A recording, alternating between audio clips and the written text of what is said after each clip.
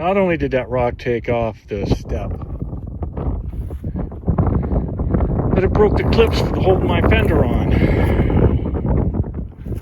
Well, I guess it is what it is.